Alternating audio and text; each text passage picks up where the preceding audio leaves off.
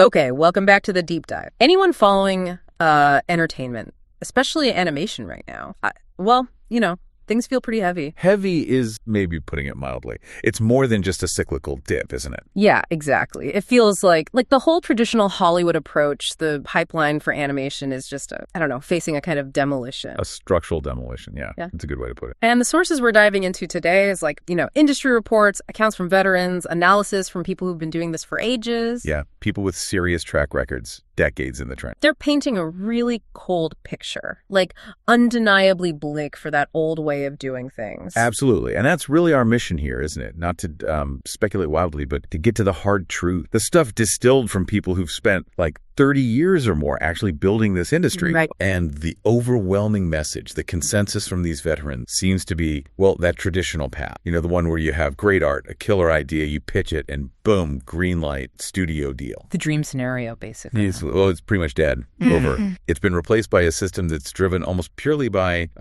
financial de-risking, avoiding risk at all costs. So we're going to try and cut through the noise today, maybe skip some of the wishful thinking and just confront the economic reality of it all. Yeah, we need to really understand the core mechanics driving this crisis. You've got the corporate consolidation, these massive escalating costs. And this totally new set of criteria, almost impossible criteria, it sounds like, for getting any new animated show made by a major. And that leads to the big question, the central question for any creative listening right now, I think. It is. Why are people who have successful projects, decades of experience on their resumes, finding it so hard, even impossible, to get work? Right. And crucially, what's the path forward now? The actual non-negotiable path if you want to build some kind of sustainable...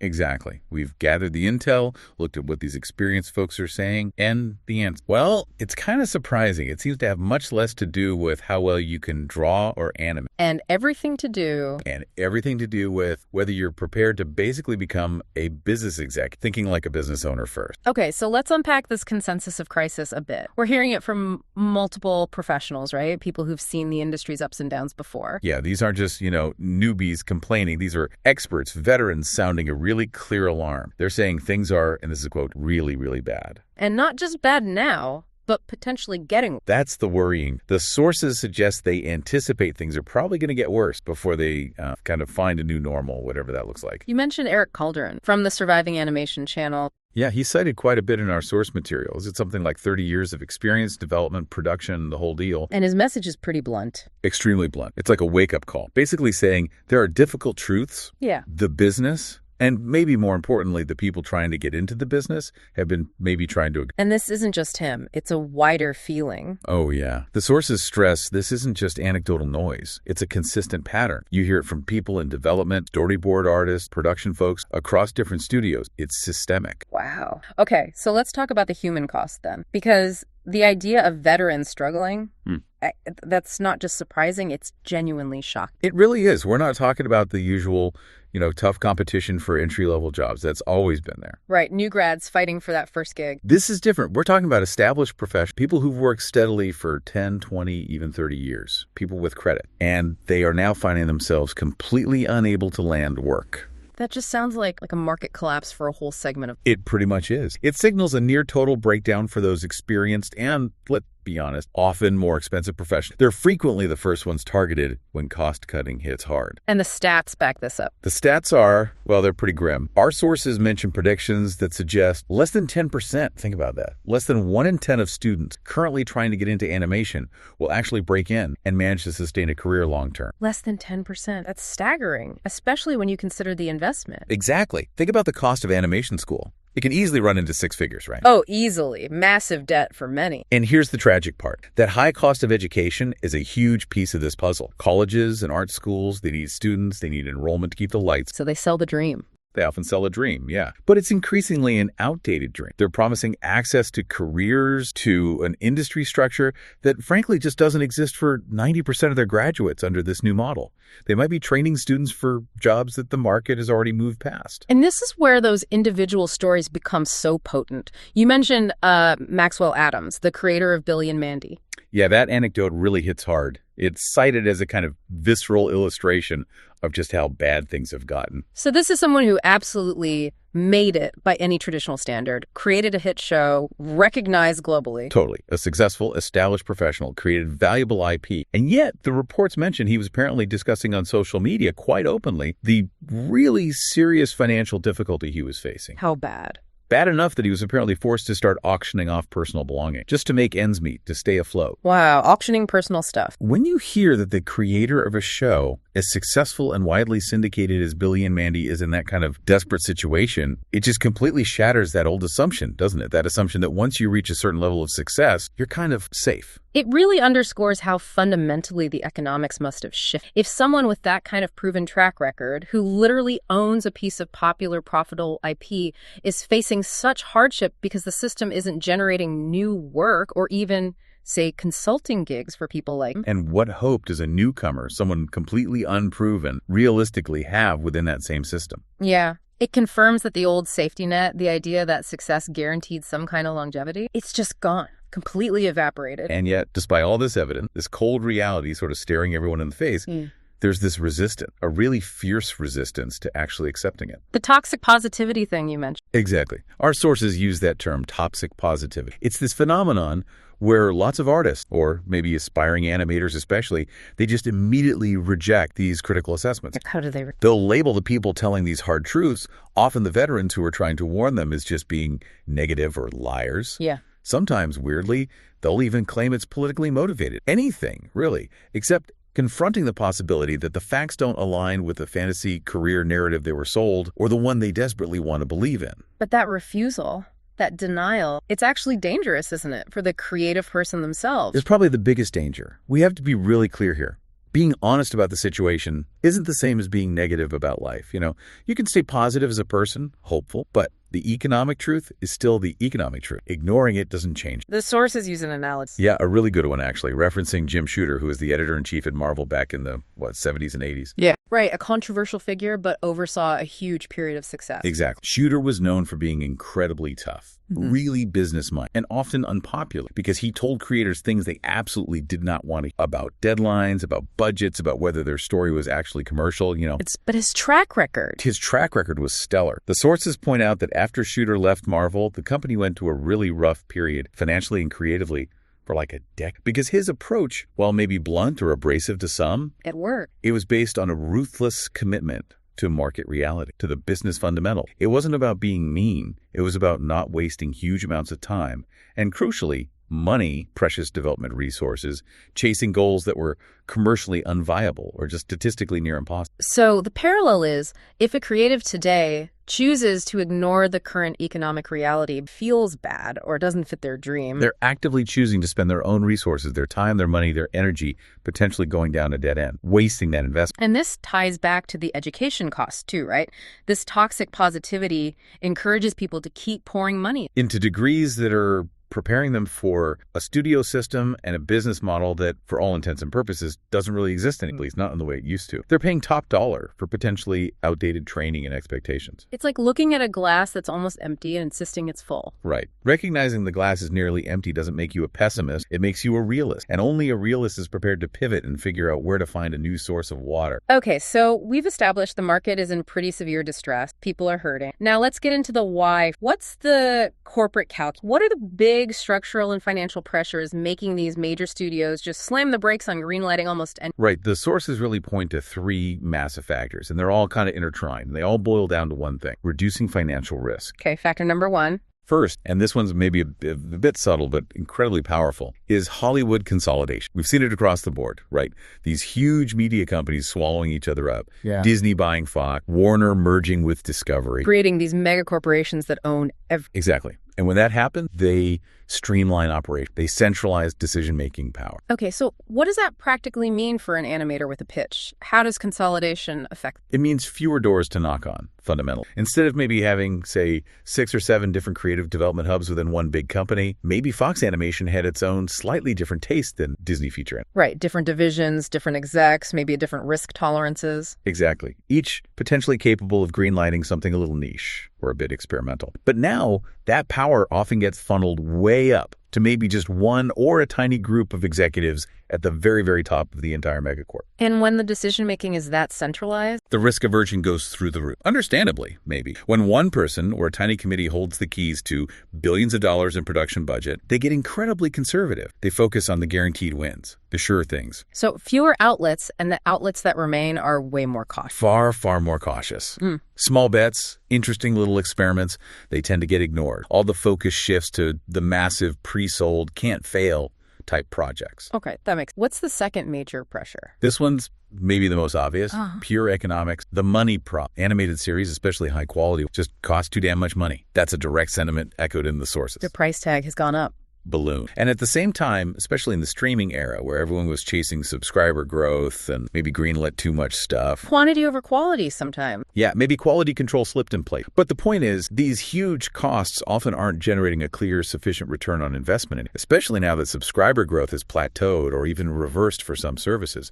People are picked, budgets are tighter. Which leads directly into the third factor you mentioned. Directly. Factor 3, misfires. Recent high-profile misfire. Even the giants, the ones we thought were untouchable, are feeling the pain. Like? Our sources specifically mentioned multiple misfires at the box office, even from companies like Disney and Pixar, companies that used to be seen as almost creatively and financially infallible. Yeah, Pixar especially had that golden run. Exactly. Yeah. But when you have a big budget, flagship animated film, something that costs hundreds of millions to make and market, and it fails to deliver big time at the global box office, well, the reaction inside the company is immediate and severe. Budgets get slashed everywhere. Instantly, the corporate purse strings tighten dramatic, and suddenly it becomes exponentially easier, cheaper, and just safer for those top execs to greenlight something they already know. A sequel, a remake, maybe a relatively safe live-action adaptation of an animated classic. Rather than gamble potentially hundreds of millions on a brand new, completely original, unproven animated idea. Precisely. It's just seen as too big a risk in the current climate. So you put these three things together, the consolidation, the soaring costs, these recent box office flops. And the result, according to our sources, is the functional death of the traditional pitch model. That dream path we talked about. Great new idea,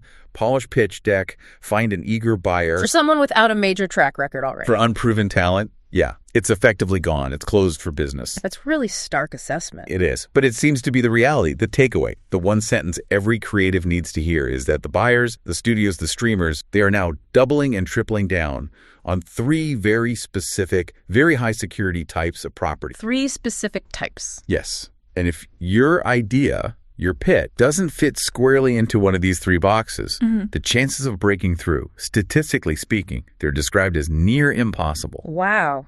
Near impossible. It sounds like a recipe for creative stagnation, doesn't it, if they're only looking at things? It absolutely risks that. But from their perspective, it's about survival and minimizing colossal financial loss. So let's break down these three new criteria, because this is basically the new playbook. Everyone needs to understand this. Okay, what's criteria number one? Criteria 1. Exploiting existing IP, intellectual property they already own. Makes sense. Leveraging assets they already paid for. Exactly. This is pure business efficiency. Think about it. They've already spent millions, sometimes billions, not just making the original movie or show. But on decades of marketing, building awareness. Right. Building audience awareness, brand recognition for those franchises. Why would they spend a fortune trying to make the public aware of some totally new concept from scratch? When they can just make another movie or series based on something people already know and probably already like. Precisely. They're maximizing the return on their massive existing investment. The money is already spent on making people aware of Star Wars or Marvel or whatever franchise they own. So the goal isn't finding the next great original idea anymore. It's finding the next profitable iteration of the familiar. You nailed. Reboot, legacy sequels, spin-offs, reimaginings. These are the safe. They come pre-packaged with a built-in audience, a recognizable brand name, and often, crucially, an existing infrastructure for merchandise. Ah, the merchandise. Always. This massively de-risks the project, especially the marketing budget, which can be huge. So if you're pitching something original, the unspoken question you have to answer is my completely new idea so compelling, so guaranteed to be a hit, that it's a better bet for the studio than just making, say, Teen Titans Go, Season 18. Which they already know will sell toys and has a dedicated audience. Exactly. It's a brutal comparison, but that's the financial reality they're operating. Okay, So, existing IP is king. What's criteria number 2? What if they do decide to try something genuinely new or original? Criteria 2, the known creator. When they absolutely have to take a bet on originality, maybe for strategic reasons or because an existing franchise is tapped out. They bet on the jockey, not just the horse. Perfectly put. They only bet on known quantity, proven track record. This means they're looking for a creator who has decades of experience. Okay. Or, and this is key, someone who has a really long-standing, trusted relationship with the specific buyer, the specific executive making the decision. Trust becomes the currency. Trust is absolutely the currency here. Far more, it seems, than just the perceived artistic merit of the new idea. Or it could be someone with a history of working successfully on multiple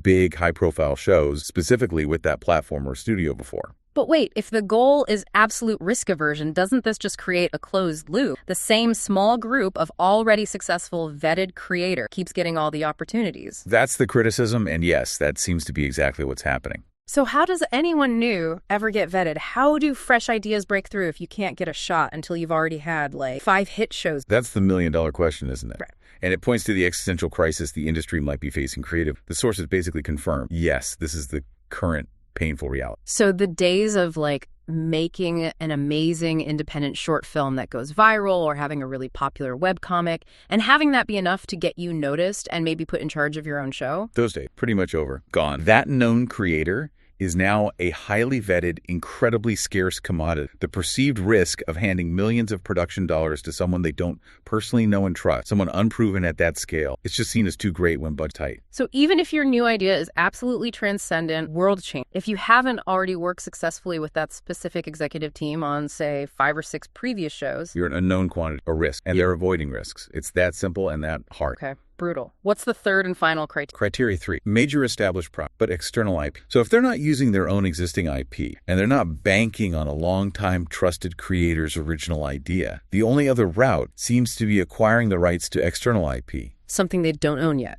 Right. But, and this is the crucial part, it has to already be massively successful and established on its own terms. They're essentially buying a pre-built audience. So what kind of properties were we talking about here? We're talking about things that already demonstrate huge cultural traction, a massive existing fan base. Think like a fantasy novel series that's already sold millions and millions of copies worldwide. Okay, like a Game of Thrones situation before the show. Exactly. Or a really famous video game franchise that already has, say, 10 million active players globally. Right, buying that built-in gaming audience. Or, and this is increasingly important, maybe a social media personality or a YouTube channel that already commands millions of devoted followers. Ah, interesting. So the key isn't necessarily the quality of the story and the... Not primarily, no. The key is the proven, quantifiable audience that comes attached, the millions of people who are already engaged. So the studio isn't really buying the story from the YouTube channel. They're buying the drastically reduced marketing risk. They're acquiring a pre-existing funnel of millions of potential viewers who already know the brand,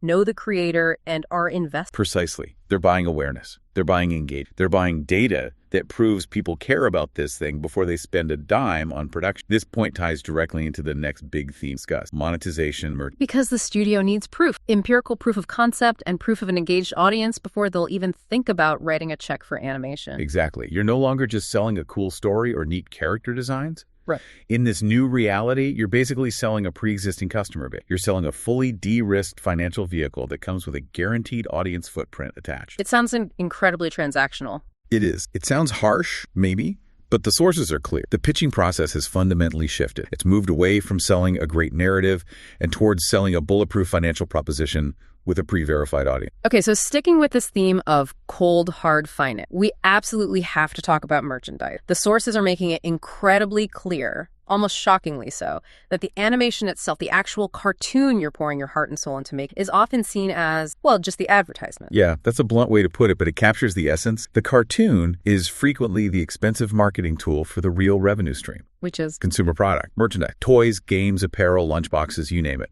That's the brutal financial reality. High-quality animation is inherently so expensive to produce. We talked about those ballooning costs. Right. Those costs often demand supplemental income streams just to justify the initial investment. And the primary source, the most reliable source of that extra income, is high-margin merchandise sales. So the studio expects to lose money, or maybe just break even, on the actual production of the show itself. Often, yeah. The sources use phrases like they get hosed on the production costs, budget sink, but they plan to make the real money back, sometimes exponentially more, on all the associated stuff they can sell based on that show. And there's a specific example of this dynamic in action. A really poignant one, yeah. The sources repeatedly bring up Infinity Train. Which was widely praised, right? Critically acclaimed, had a dedicated fan base. Absolutely. Consistently cited as a very good show. Yeah. High quality, innovative storytelling, really well written, fans loved it, but it got canceled. And reportedly, the reason given internally was that the studio just couldn't figure out how to make it make money. Wow. Despite the quality and the fans, why couldn't it make money? Because apparently it didn't translate well into merchandise. The specific nature of the story, the changing protagonists, the visual style, whatever the reason, it didn't easily lend itself to the kinds of profitable products. Action figures, plush toys, play sets that tend to fly off retail shelves. So that failure to be merchandisable That seems to be the implication. And it perfectly illustrates this critical shift in priority. A show's artistic quality, its storytelling depth, its critical reception. All of that is now currently secondary if the core intellectual property, the IP, can't be easily spun off into a profitable product line. If the show doesn't generate that extra income to help pay for its own expensive production, it's deemed a financial failure. Regardless of how good it was or how much people loved watching, it's a tough pill to swallow for creators. This means that IP development itself has to change, right? You can't just come up with a cool story. You have to think about the merchandise potential right from the very beginning, from the conceptual state. Our sources describe modern pitch meeting where the executive, they might not even spend much time on the plot details or character arcs anymore. What do they focus? They often cut right to the chase, asking that executive level question. Okay, great concept. But beyond the show itself, what else can we do with this IP? They want the whole business plan up front. Exactly. They're looking for the total package, the business blueprint. Does this idea naturally lend itself to a whole range of products? Can we see the toys? Can we imagine the video game, the backpacks, the pajamas? You, as the creator, now have to view your idea not just as a piece of art, but as the foundation for an entire potential consumer products. Your pitch deck isn't just a story pitch anymore. It's basically a proposal for a retail. Functionally, yeah, that's a huge part of it now. And you mentioned there's an international model that Hollywood is kind of... Yeah, it's fascinating. The Japanese model for greenlighting anime. Our sources detail how often in Japan, when a production committee is considering greenlighting a new anime, they bring everyone in early. Right, from the initial planning meetings, yeah. They'll often bring in the toy company, the video game developer, maybe even the music label right at the start. So it's not siloed like it may be in Hollywood. Animation does their thing, then throws it over the wall to merch. Exactly. This Japanese approach uses concurrent development. It's a strategy really born out of the hard economics of anime. It ensures the whole package, the story, the character designs, the look and feel, and the monetization plan are all developed together simultaneously. They have to support each other. So the toy company might actually influence character design. They absolutely can, yeah, to make sure the characters are easily translatable into appealing, profitable toys. Meanwhile, the animation studio can focus on delivering the high-quality show that acts as the commercial for those toys. It drastically minimizes the risk of creating something that's maybe a critical hit but a complete financial black hole, because nobody thought about the products. Whereas in Hollywood, it looks to be animation develops the show, then maybe consumer products gets involved later. And now they're being forced by these financial pressure to collaborate much, much earlier, right from day zero, ideally. Okay, and if these costs and the need for merchandise weren't already big enough hurdles, there's another factor making it hard for a single studio to just say yes. Yeah, the final nail in the coffin, perhaps, for that simple traditional pitch model. The increasing reliance on co-production and extreme risk minimization. Meaning, because the cost of producing a single high-quality animated series can be so astronomically high now. Hundreds of millions. Potentially, yeah, especially for premium streaming or feature. So the sources confirms that the days of a single studio just footing the entire bill for a new original animated project, those days are pretty much over. So how do they fund them now? They almost always rely on co-financing or co-production. They bring in multiple partners. Often could be other domestic studios, could be international broadcasters or production companies. Why? Just to spread the risk. Purely risk dispersal. Mm-hmm. Think about it. If a series needs, say, $50 million to produce, it's infinitely safer for a studio to find 4 other partners to each kick in $10 million than for that one studio to risk the entire $50 million themselves. Okay, that makes sense financially, but what does that mean for the creator trying to pitch their show? It means the bar gets raised even higher. You're no longer just trying to convince one enthusiastic executive or one development team at one studio. You're pitching to a committee of investors. Effectively, yes. You're pitching to a whole ecosystem of partners, all of whom are likely extremely risk-averse, and they all have to agree. They all need to be convinced of the financial viability, the audience appeal, and yes, probably the merchandising potential. The complexity of getting a yes and the amount of financial proof required up front has just increased exponentially. Okay, we've spent a lot of time outlining the problems, the roadblocks, the frankly depressing state of the traditional path. The gate seems bolted shut. So now we get to the crucial part, the pivot. What on earth are artists supposed to do now? How do you build a career in this land? Right. And the sources are remarkably consistent and clear on that. There's really only one viable path forward being recommended for most creators now. Which is? They have to adopt the independent business model, full stop. Become entrepreneurs. Essentially, yes. This is the unavoidable shift. The mandate coming from these industry veterans is creators have to immediately shed that identity of being just an artist. They have to realize they need to start a business using their own intellectual property. Okay, start a business, but what does that look like practically? Crucially, it means creating and selling a direct-to-consumer product DTC first, before you even think about approaching a major buyer or studio. Okay, let's break down direct-to-consumer, because that might sound like corporate jargon to a lot of artists listening. What does it actually mean for an? It means cutting out the traditional gatekeepers, the studios, the networks, and selling your creative work, your product, directly to the people who want it, your audience, your fan base. So like selling prints of their artwork online. That could be part of it, sure, but it's much broader than that. It means creating and selling things like digital assets, maybe, or taking that pitch Bible you developed and turning it into a graphic novel people can buy, or offering early access to animation tests or behind-the-scenes content via something like Patreon, making small indie games, designing and selling your own t-shirt line based on your characters. Anything that generates actual revenue directly from fans? Yes. Immediate, provable revenue. The mandate is, well, it's brutally simple in concept, but incredibly difficult in execution. You have to prove that there's an audience for your thing and that your thing is viable as a product all on your own. So you basically have to build your own mini studio, create your own projects, figure out how to distribute them yourself. And bootstrap that initial investment, often through direct audience support and engagement.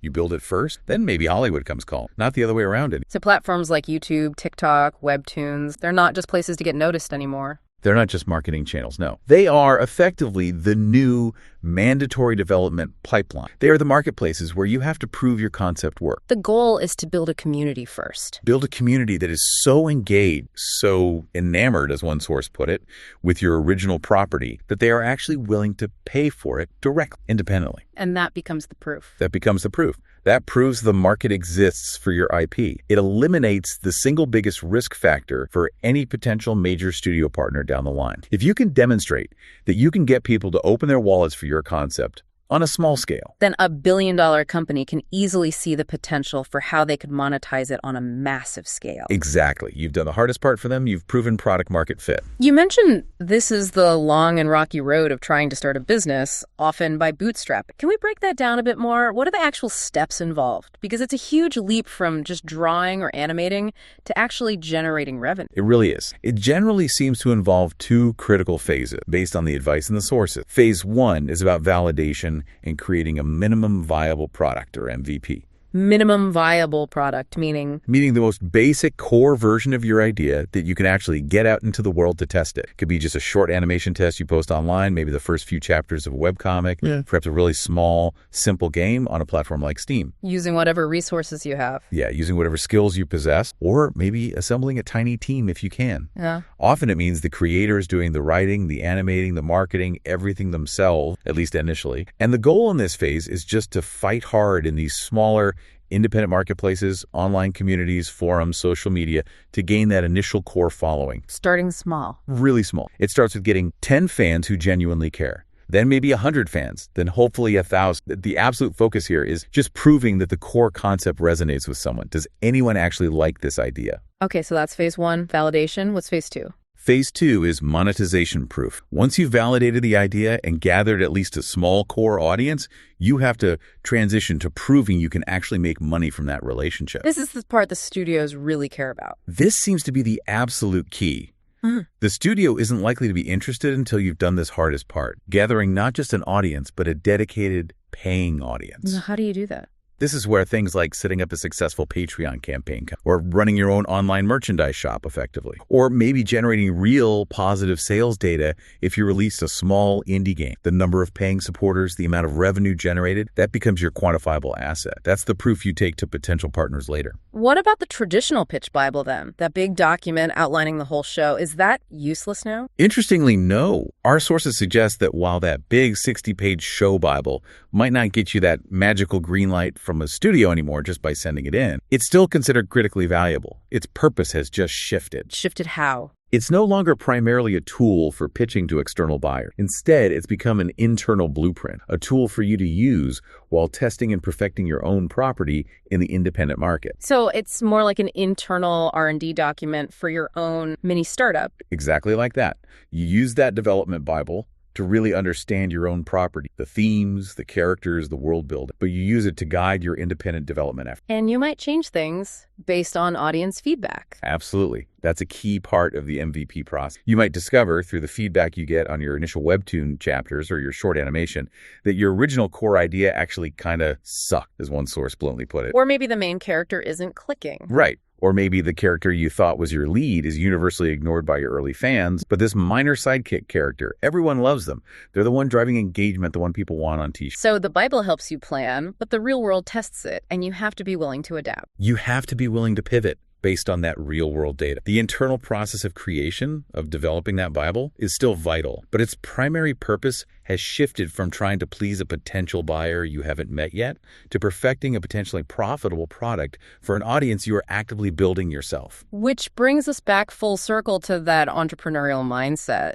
It sounds like creativity is maybe 10% of the equation now, and business sense is the other 90%. That might be an exaggeration, but directionally, yeah. The emphasis has shifted dramatically. The path forward, as described, requires figuring out how to make fans so enamored by your original property that they're willing to pay for the experience. Pay directly. Pay directly. Whether that's convincing them to become a high-tier supporter on Patreon or to buy your self-published graphic novel or to directly fund your next animated short through crowdfunding. If you can successfully demonstrate that you can build and monetize an audience independently, then you have something valuable. Then you have a valuable de-risked business asset. And that is something Hollywood, the studios, the streamer, they will likely be interested in acquiring or licensing or partnering with you on because you've already done the heavy lifting and proven it works. But doesn't this whole system kind of discourage truly innovative, maybe less commercial ideas? What about stories that are artistically groundbreaking, but maybe don't naturally lend themselves to a toy line? Are we just breeding a generation of creatives whose main skill becomes designing action figures alongside their characters? That's the potential downside, isn't it? And it's a tragic one, perhaps. It's the necessary, painful compromise that the current market seems to demand. The data, the sources, they strongly suggest that the major studios are simply not willing or able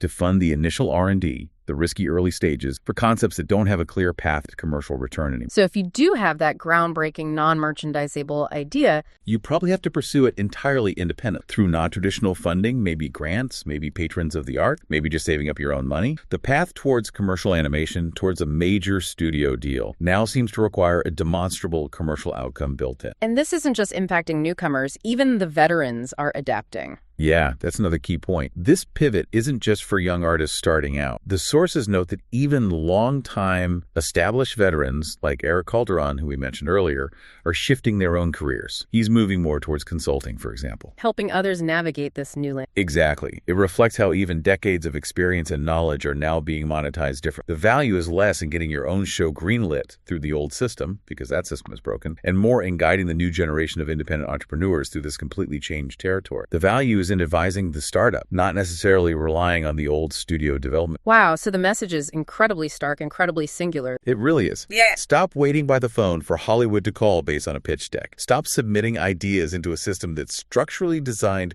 to reject most originality right now. And instead, start building the business, your own business around your own IP directly with your audience. Now, hashtag tag outro. So just to kind of synthesize the key takeaways from this deep dive. Yeah. It seems pretty clear that traditional career path in animation, the one that relied on having a great idea, pitching it well, and getting picked up by a Hollywood studio, for anyone who isn't already a household name or deeply connected, it's functionally closed. Yeah, the system, at least for fostering fresh original voices through that old pipeline, seems structurally broken right now. The hard financial realities, the corporate consolidation, those crazy high production costs, and the absolute non-negotiable need for that supplemental merchandise revenue. It's forced the big studios to just prioritize what they already own there, or to only bet on those handful of known, heavily vetted creators they already trust. Or the only other way in seems to be bringing them an external property, like a huge book or game that already has a massive, proven, built-in audience. means they're buying certainty. Which means the new reality, the demand on creators today is totally different. You have to basically accept the role, the mantle of being an entrepreneur first. Yeah, you have to prove your idea works in the market. Yeah. You have to demonstrate it has real financial viability,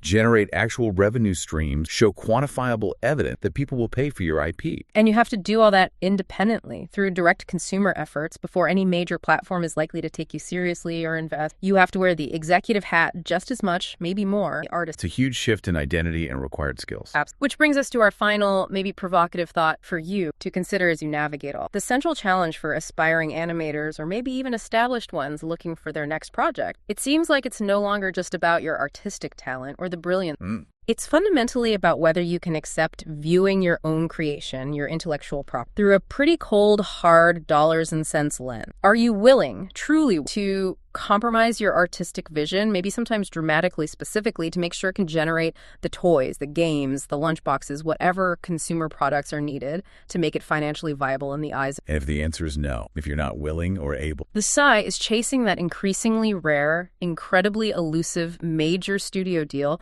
actually worth the immense time, effort, and potential heart? Or could that same energy be better spent focusing entirely on building your own, maybe smaller, but potentially more creatively fulfilling and financially sustainable independent world? Peace by painstaking, self-funded audience support. Something to definitely think about. Thank you for joining us. We'll catch you on the next one.